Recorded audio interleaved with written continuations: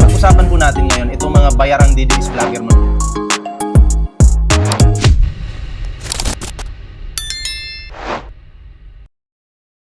Panoorin po natin ang balitang ito.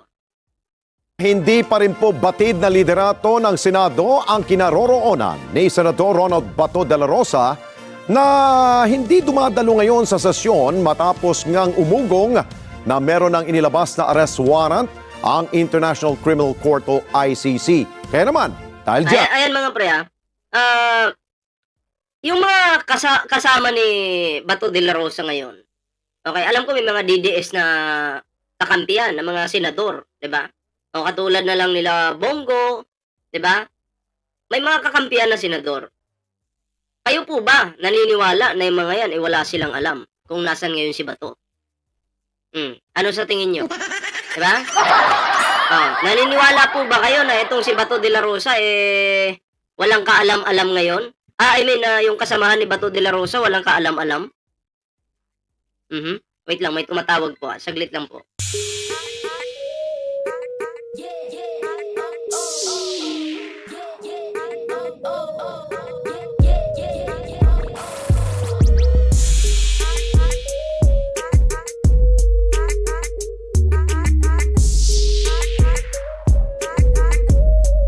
Okay, tuloy natin to. Itong mga ano talaga ano number no? So tuloy natin. Naniniwala po ba kayo na itong kasamahan po ngayon ni Bato de la Rosa ng mga DDS hindi po nila alam kung nasaan po ngayon si Bato? Siyempre ako naniniwala, alam nila 'yan, 'di ba? Pero yung iilan diyan sinasabi na wala nga kaming ano ngayon, wala nga kaming alam kung nasaan yung kasamahan namin senador.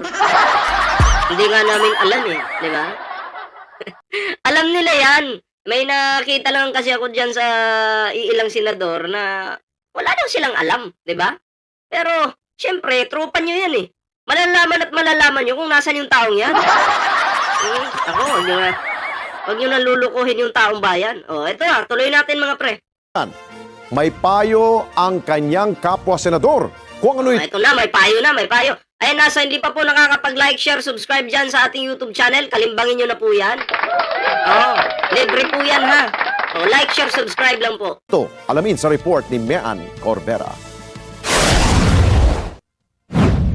Huwag sumuko sa mga dayuhan. Yan ang payo ni Senator Robin Padilla kay Senator Ronald Bato de la Rosa. Dyan muna tayo. Ang payo po ng isang pinakabobong senador, wag daw po sumuko sa dayuhan. Itong si Bato de la Rosa. Ang bobo nagpayo doon sa isang kapwa niya senador. Ngayon, de la Rosa, maniniwala ka ba sa payo sa'yo ng kaibigan mong bobo? Ha? Diba, sabi mo nun, matapang ka ha, kaya mong harapin yung ICC. Diba? So, ngayon, may kaibigan kang concern sa'yo, yung bobo mong kaibigan. Walang iba kundi itong si Robin Padilla, diba? Ikaw ba'y maniniwala dyan sa bobo mong kaibigan o susundin mo yung tinitibok ng iyong puso? Sana all. Diba? Kung maniniwala ka dito kay Robin Padilla, mas bobo ka pa sa kanya. Mas mahina pa yung utak mo kumpara sa kanya kung papaniwalaan mo yung payo sa'yo at kung susundin mo yung payo sa'yo ni Padilla. Kasi tandaan nyo mga pre, pag ikaw ay may warrant of arrest, hindi ka naman pwede na papayuhan mo yung kaibigan mo na naka-public pa yan papayuhan mo in public. Okay? Na wag ka munang sumuko, wag kang sumuko. Dahil may warrant ka, wag kang sumuko. Tama po ba yun? Diba? Diba sa atin nga dito, pag ikaw ay tinulungan mo yung isang kriminal, tinago mo, madadamay ka pa niyan, magkakaroon ka pa ng kaso niyan. Yun po yung totoo dyan. Pero ibang klase, iba yung datingan ng inyong pinakabobong senador na walang iba kundi si Padilla. May payo po siyang katangahan at kabobohan. Grabe. Ibang klase ang inyong number one. Okay, nag-number 1 na bobong senador. O, tuloy natin. Sa harap yan ng ulat na ipinaaresto na rin ito ng International Criminal Court. Sabi ni Padilla hanggang ngayon, wala pa silang komunikasyon kay De La Rosa mula nang umabsent ito sa sesyon noong November 10. O, yun sabi niya. Sabi niya yun eh. Kwento niya yan eh. O, ang tanong, maniniwala po ba kayo dito? Hindi po ako pinanganak kahapon para maniwala sa kwento nito eh. Diba? Imposibleng wala kang alam. Imposible talaga. Diba? Imposible. Tandaan nyo yan. Napaka-imposible po na wala kang alam. Diba? So, alam mo, Robin Padilla, alam namin tanga ka, bobo ka, paulit-ulit kong sinasabi yan, pero please lang naman, maawa ka. Okay? Huwag mo naman kaming idamay sa pagiging mangmang mo, sa pagiging bobo mo. Please lang naman. Ang maniniwala dito, bahala kayo ha. Basta, sabi ko sa inyo, no? May sarili po tayong isip, pagganahin po natin. Hindi porket sinabi ni Padilla, yun na po yung totoo. Diba? O, pagganahin po natin yung ating isipan. Huwag po tayong maniniwala sa ganitong klaseng tao. Kapwa niya senador yan eh. Diba? Malapit niyang kaibigan. So ano yan? Diba? Pag sinabi mo, okay na. Maniniwala na agad kami. O, hindi kami tanga katulad ng mga supporter ninyo. Ha? Hindi nyo kami mabibilog. O, tuloy natin. Pero bilang dating pulis, tiyak anyang nag-iingat ito kaya hindi nakikipag-communicate dahil posible anyang minomonitor hindi lang ang telepono nito kundi pati ang mga kasamahan sa minority bloc at mga kaalyado ni dating Pangulong Rodrigo Duterte. Normal yan na meron talagang may mga ganun na aalamin talaga kung nasan ka. Lahat ng paraan gagawin kasi may warrant ka na nga eh. Lahat ng paraan gagawin. 'Di ba? Ng ICC, ng gobyerno para lang matuntun ka kung nasaan ka. Normal 'yun. 'Di ba? Pero may paraan din para makapag-communicate kayo ng mga tropa mo. Wag mong sabihin wala kayong paraan. 'Di ba? Maraming paraan para magkaroon kayo ng communication. Wag nga ako. Kami pa ba? Lulukuhin nyo? Naiintindihan naman daw ni Senator Erwin Tulfo bakit hindi pa nagpapakita si De La Rosa. Nasa kay Senator Bato yun. Mahirap naman pakialaman ko. Ano desisyon niya siguro? Sige. Totoo naman. Mahirap naman makialam si Senator Erwin. Diba? Desisyon niya. Diba? Nasa sa kanya na yun. Pero ang pangit lang kasi, papayuhan mo yung tropa mo na huwag kang susuko sa dayuhan. Anong klaseng katangahan yan? Hindi po ang totoong katapangan, hindi tinatakasan yung problema. Anong tingin ngayon ng taong bayan dito kay Bato de la Rosa? Guilty. Dahil yung problemang pinasok nila noon, tinatakasan niya ngayon. Sign of guilt yun, yung pagtakas sa kasalanan, sa mga ibinabato sa'yo, sa mga inaakusa sa'yo. Kung talagang malinis ka, umarap ka at magpakita ka, lumutang ka. Kung ayaw yung lumutan. Ito, nagawa naman yun before, di ba, nila Senator Ping, di ba? Tapos they came out na lang after few years na para magpaliwanag. Siguro, yun. May biro-biroan nga si Senator Ping at saka Senator Bato raw na sino mas matagal sa ating magtago. And mahirap naman yun, I will comment na sumuren. Si Ping Lacson kasi wala naman siyang sinabi na aharapin niya. Siya ay nagtago talaga. Diba? Pero si Beto, iba. Sabi niya harap daw siya, hindi daw siya takot.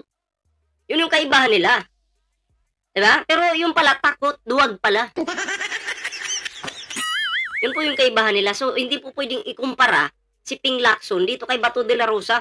Kasi si Bato de la Rosa, ang tapang yan. Hindi na po siya takot. ICC, sabi pa niya eh. Charles, ICC, Mr. Trillanes. O, diba? Sumama ka pa sa pag nalabasan ako ng warrant of arrest. O, diba? May mga ganun sabi pa eh. Diba? So, napakalayo kung ikukumpara nyo. Hinder ka na, Buhay niya yan. Huli niya raw nakausap si De La Rosa bago pa man magbakasyon noong Oktubre bilang seatmate sa plenary hall. Malungkot daw Itong mga DDS talaga, DDS senators, Sara Duterte, Pulong, mahilig sila sa bakasyon. Ay, nako. siya na hindi pumapasok ang senador. Malungkot ko, kulang. Wala akong kabiruan. Pero siguro it's just trying to make sure yung kanyang safety. Sa tingin naman ng abogado ni De La Rosa na si Attorney Torion, nasa Pilipinas So, si Torion pa yung lawyer. Yan pala yung pinagmamalaki mong abogado.